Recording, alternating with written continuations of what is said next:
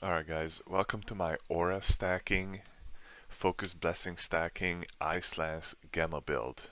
Okay, so I do want to give you guys a few fair warnings before we get into this. Okay, so number one is the budget.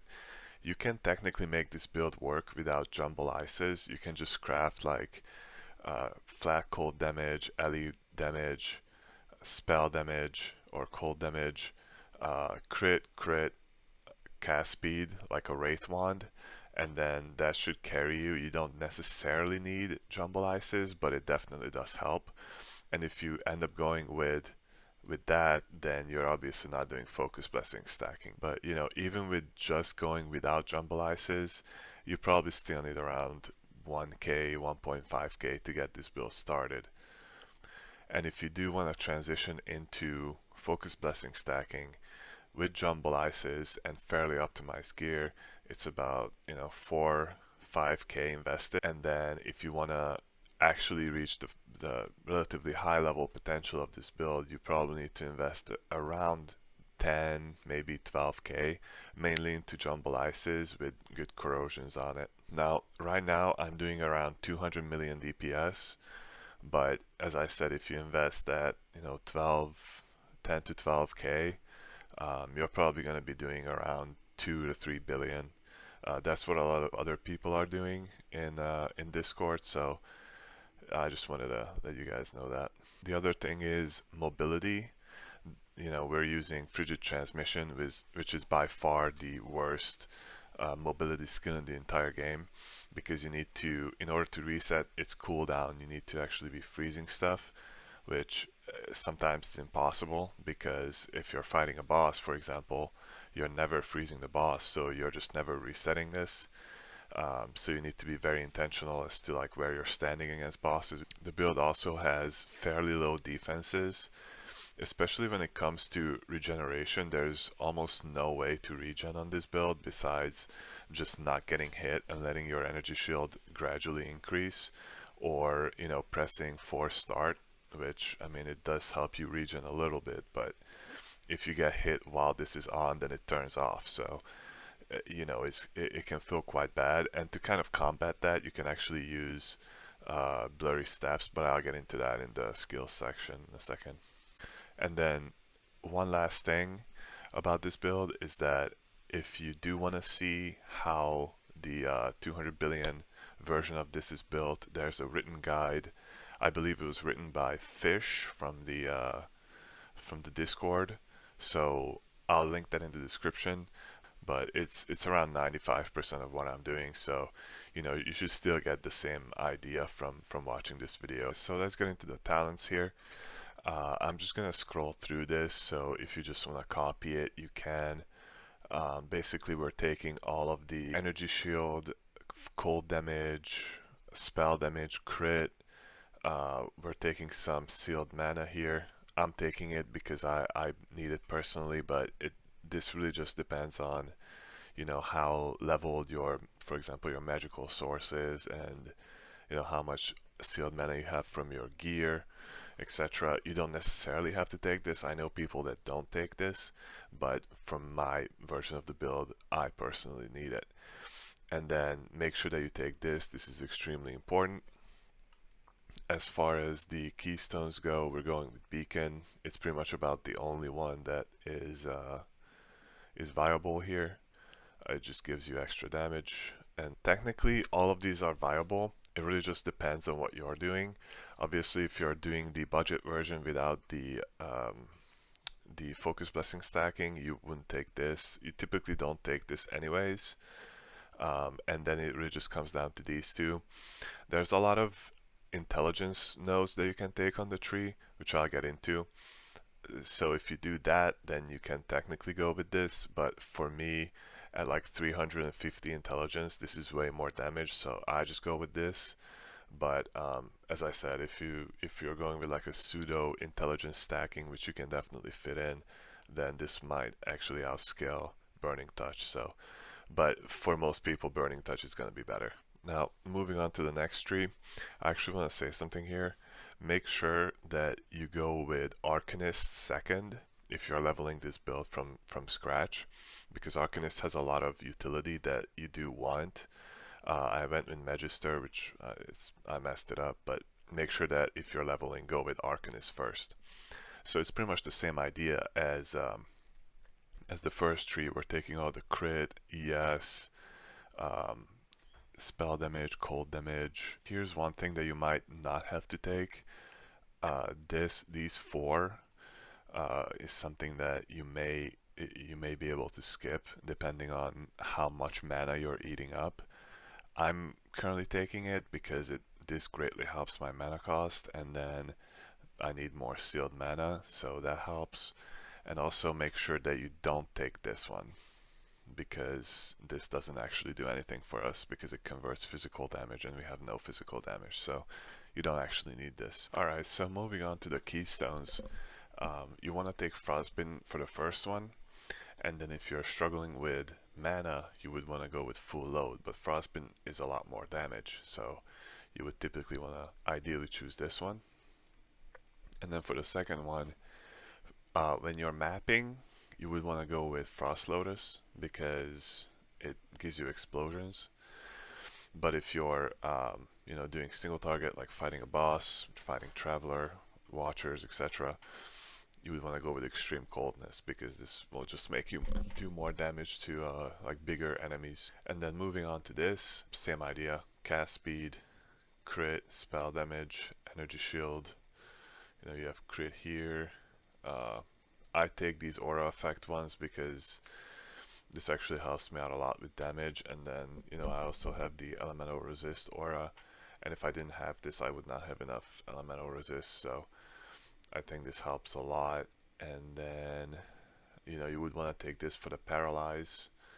Make sure that you take this for the if you're going with the focus blessing one, focus blessing variant, make sure that you just take this because it gives you spell crit. And then you would just want to take this bottom wheel for energy shield and stuff. And then for the keystones, always go with bunch, gives you focus blessings. Even if you're not doing focus blessing stacking, this is still the best one here. And then play safe is the best one in this out of these three. So these are the other two you can't really take. You have to go with this one. So that's it for the talents. If you have any questions, let me know. Now moving on to the hero traits, you would just want to take the first one on each of these. This doesn't really change the way you play at all, so I'm not really gonna get too much into this. This is just the best way to go. This will just give you a lot more cold damage, pretty much. That's about all it does. Alright, so if you do have the Frostbite Heart Gemma, by the way, this is an infinitely better version of the regular Gemma for this build, so if you can afford it, go with this instead. It's way better. It solves most of your problems.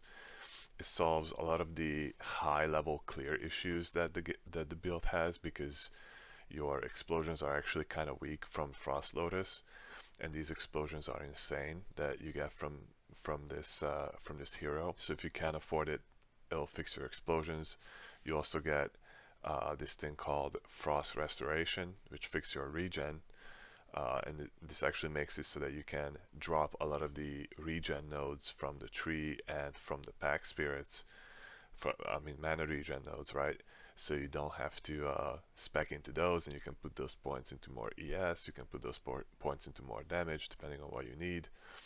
So typically you would go with Frost Field, obviously, and then here you would go with Frost Heart because it literally just fixes all of your regen issues.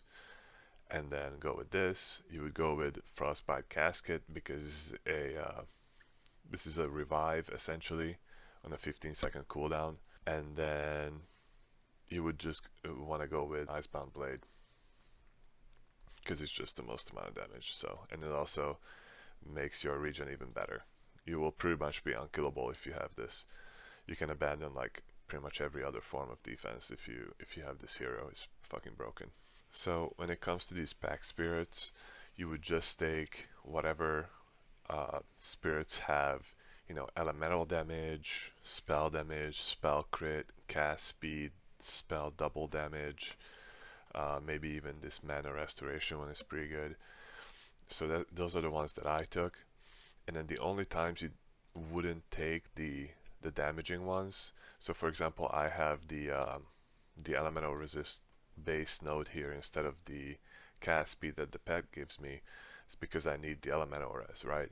So if you need elemental res, you would take stuff that gives you ele res. And then I also took some mana regen here because I actually need this to not run out of mana, right? So this is kind of something you have to tinker with depending on what your gear is, what level you are, you know, what utility nodes you have on the tree. But that's kind of the general idea of it. And then obviously if you have the any of these three legendary heroes, all three of these are really good for this build. So this is definitely going to be like another 10-ish% damage increase if you know, have these. But I'm sure a lot of you guys aren't whales, and that's not really feasible. I just want to kind of mention that. Okay, so going into skills, for Ice Lance, there's 3 supports that you should never change, which are Slow Proj, Efficient Cast, and Wind Projectiles. These are pretty much just the most amount of damage, and then you obviously need Efficient Cast to maintain the mana cost. I've seen people switch off freeze chance for either crit damage or crit chance support. So if you have, you know, a lot of crit chance or crit rating, for example, then getting the crit damage support might actually be better than freeze chance because you're kind of capitalizing on the crit a little bit more. But I think for most of you guys, it'll probably be better just to take the freeze chance. And then overload, you would kind of maybe switch this off for added cold if you're not doing focus blessing stacking. But if you are, which you probably should be, just keep overload because it is better than added cold. Only have 1 projectile with this build, by the way, and we're just kind of relying on the explosions. So if you know it feels bad for you and you don't really like just firing 1 projectile, you can actually switch overload out for either GMP or regular multi projectiles, right? But it just kind of depends on what you prefer. I don't really switch it out because I use 1 projectile and it blows up the entire screen anyway, so it doesn't really matter. Now moving on to your second utility ability, I use Mana Boil. Now this drains 5% of your mana per second, but it gives you a lot of a lot of extra spell damage. This is very useful. But if you can't maintain this, I know a lot of people that cannot actually maintain Mana Boil all the time. At that point, you would just want to switch to Frost Pool, and then let me show you guys the links for Frost Pool. So if you go over here, this is the written guide I was talking about. This is the Frost Pool setup that you would use. And then moving on to your movement ability. Now you can use either Frigid Transmission or Blurry Steps, depending on what you prefer. I use Frigid Transmission because I think it's probably a little bit faster for mapping. But once again, it's your preference. You kind of just have to try both of these out. If you are using Blurry Steps, you would just use Mass Effect for the extra charge, and then just cooldown reduction. So it's fairly similar to what we're doing here. And then moving on to your defensive skill, you would just want to use Force Start because this will actually start your ES regen even if you're kind of in combat, right?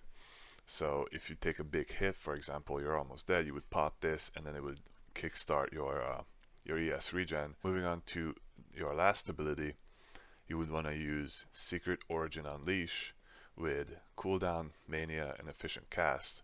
And this basically just gives you a bunch of cast speed, and then it also drains your focus blessings. So you know you would kind of have to rely on fast focus blessing generation, which I mean you're still maintaining full stacks pretty much at all times. The aura section, now this is, as I said, this is an aura stacker build, so we're using quite a few auras. The written guide also uses similar auras, so with pretty much any investment you should be able to fit these in. What we're doing here is we're using Restrain.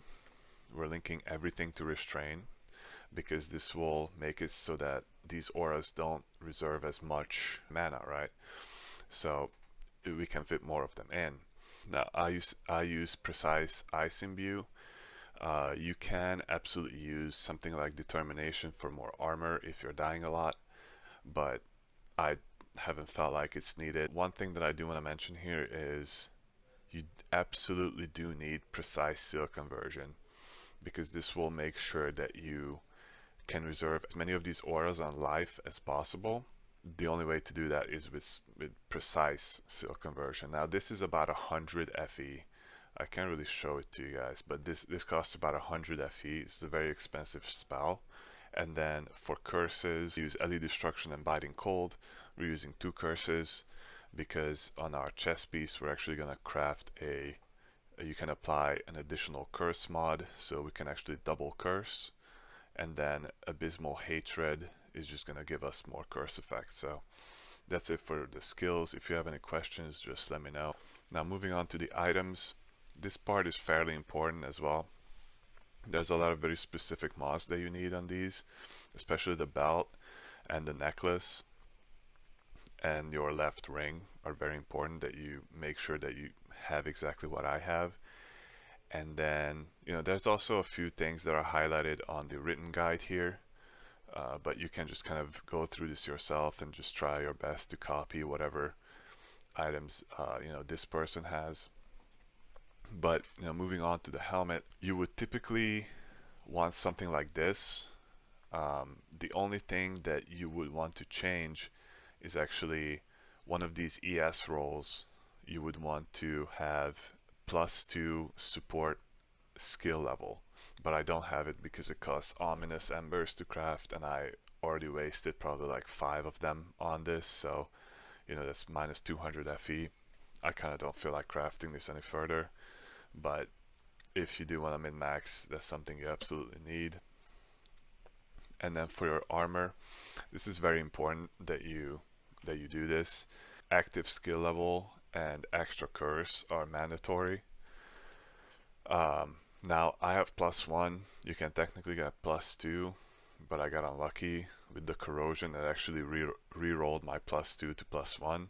Feels bad, but yeah, that's what I have. I have the barrier absorption base. Now I actually messed up because I was using a different variant of this build when I crafted this that actually did have barrier, but I'm not using that anymore, so this is kind of just a dead implicit. But you just also want to make sure that you get plus all res. Now typically you would want this tier 1, but I wasted probably like an hour trying to get tier 1 and I didn't get it, so I just settled for tier 2. And then typically you would want lightning res as well, or erosion res.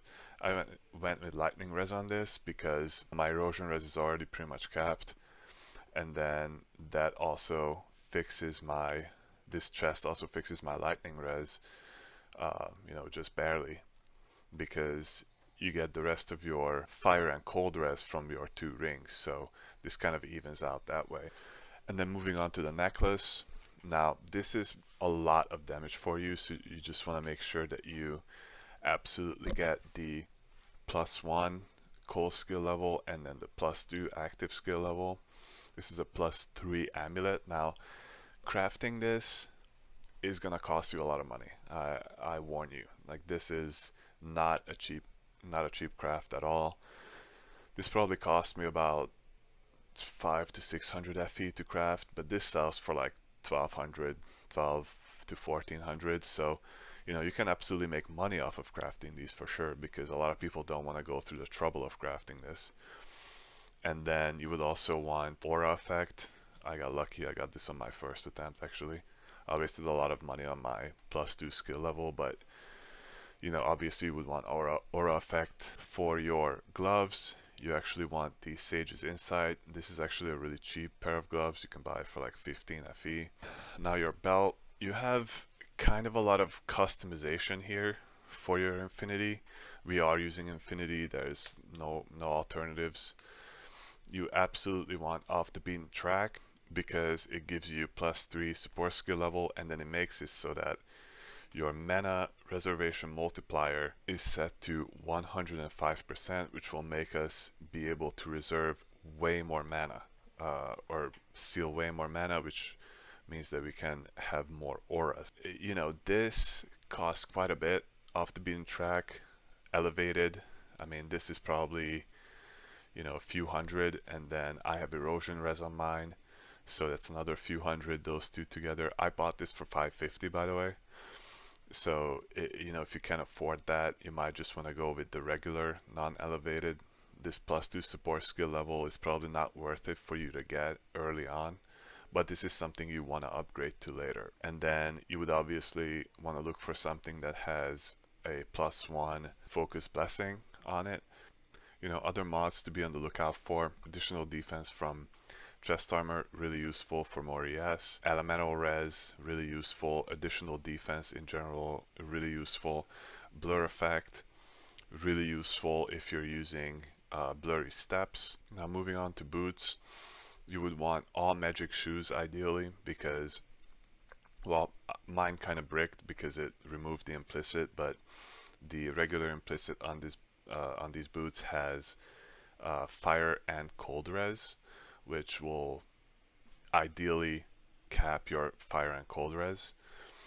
As for mods, you pretty much want something that looks exactly like this. As far as I know, this is probably the best in slot you can get for boots. For your damage mod, you would want the elemental pierce. This is, I believe, an ominous mod, so it's very expensive to craft, but if you're min-maxing, you can't really go without this. And then erosion res, this almost caps my erosion res. If this was T1, it would cap it. Movement speed, you can't live without movement speed on this build. You have to sacrifice this suffix for a movement speed roll. And then last mod would be aura effect. Budget options for the rings are running double Gemma's Desire.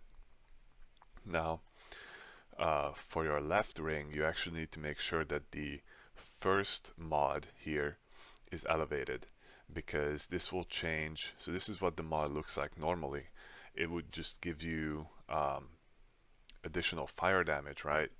But if you have it elevated, it gives you cold damage. So you can actually have both of these rings giving you cold damage. So this is extremely useful.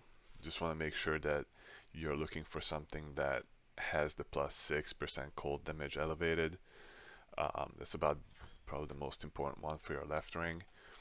And then for your right ring, pretty much just want something like this to be elevated, or even the resistances are kind of useful. Now for our weapons, we're using Jumble Ice.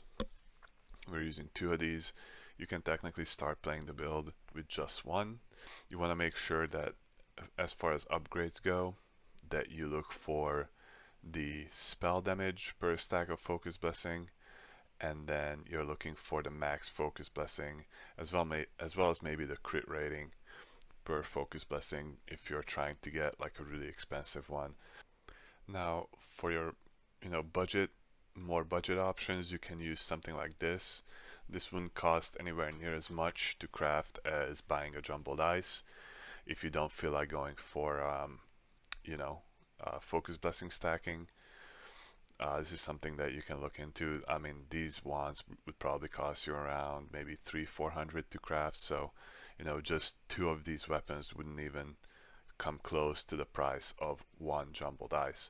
But then again, jumbled ices do scale a lot higher, so if you're looking for the absolute min-max version of this build, jumbled ice is infinitely better than these. So in case you're wondering, this is what my DPS is, just kind of regularly casting. So it's around 150, 200 million, critting up to like 100k sometimes, so it's not terrible. So that's it for the build guide. Make sure to like and subscribe, and make sure to follow me on Twitch. Peace.